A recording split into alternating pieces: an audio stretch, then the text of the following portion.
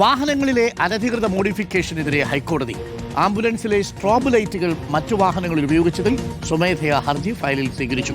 ഇത്തരം ലൈറ്റുകൾ അത്യാഹിത വാഹനങ്ങളിൽ ഒഴികെ ഉപയോഗിക്കാൻ കഴിയില്ലെന്ന് കോടതി വ്യക്തമാക്കി. ദൃശ്യങ്ങൾ പരിശോധിച്ച ശേഷമാണ് ഹൈക്കോടതിയുടെ വിമർശനം. സംസ്ഥാന ഗതാഗത കമ്മീഷണറോട് വിശദീകരണവും തേടി. ശ്യാം ദേവരാജ്, മോഡിഫിക്കേഷനെ കുറിച്ച് പലതരം ചർച്ചകൾ നടക്കുന്നതിനിടയിലാണ് ഹൈക്കോടതിയുടെ ഇടപെടലല്ലേ?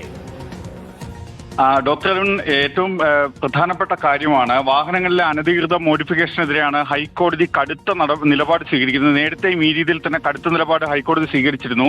സ്വമേധയാ സ്വീകരിച്ച ഹർജിയിലാണ് ഇപ്പോഴത്തെ ഹൈക്കോടതിയുടെ വിമർശനം. ഒപ്പം ആംബുലൻസിൽ സ്ട്രോബ് ലൈറ്റുകൾ ആംബുലൻസിൽ ഉപയോഗിക്കുന്ന സ്ട്രോബ് ലൈറ്റുകൾ, അതായത് മുകളിൽ ഈ പല കളറിലുള്ള ലൈറ്റുകൾ ആണ്, അത്തരം സ്ട്രോബ് ലൈറ്റുകൾ മറ്റ് വാഹനങ്ങളിൽ ഉപയോഗിച്ചതിലാണ് ഹൈക്കോടതിയുടെ ഇപ്പോഴത്തെ നടപടി. ഇത്തരം ലൈറ്റുകൾ അത്യാഹിത വാഹനങ്ങളിൽ ഒഴികെ ഉപയോഗിക്കാൻ കഴിയില്ല എന്നാണ് ഹൈക്കോടതി ഡിവിഷൻ വ്യക്തമാക്കുന്നത്.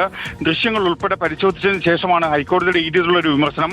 ഇക്കാര്യത്തിൽ സംസ്ഥാന ഗതാഗത കമ്മീഷണറോട് ഹൈക്കോടതി വിശദീകരണം തേടിയിട്ടുണ്ട്. കേന്ദ്ര ഉപരിതല ഗതാഗത മന്ത്രാലയവും ഇക്കാര്യത്തിൽ മറുപടി നൽകണമെന്നതാണ് ഡിവിഷൻ ബെഞ്ചിന്റെ നിർദ്ദേശം. വാഹന മോഡിഫിക്കേഷനിൽ ഒരു നടപടിയും സർക്കാർ ഭരണകൂടം എടുത്തില്ല എന്ന വിമർശനവും കൂടി ഹൈക്കോടതി ഉന്നയിക്കുന്നുണ്ട്. പോലീസ് വാഹനങ്ങളിലെ ലൈറ്റുകളും ബ്ലോഗർമാർ ഉപയോഗിക്കുന്നുണ്ട്. ഒപ്പം പുകക്കുഴലിലൂടെ തീതുപ്പുന്ന കാറിന്റെ ദൃശ്യവും ഹൈക്കോടതി പരിശോധിക്കുകയും ചെയ്തു. ഇത് സുരക്ഷയെ ബാധിക്കുന്നതാണ് എന്നതാണ് ഹൈക്കോടതിയുടെ നിരീക്ഷണം. ഒപ്പം വിമർശനം.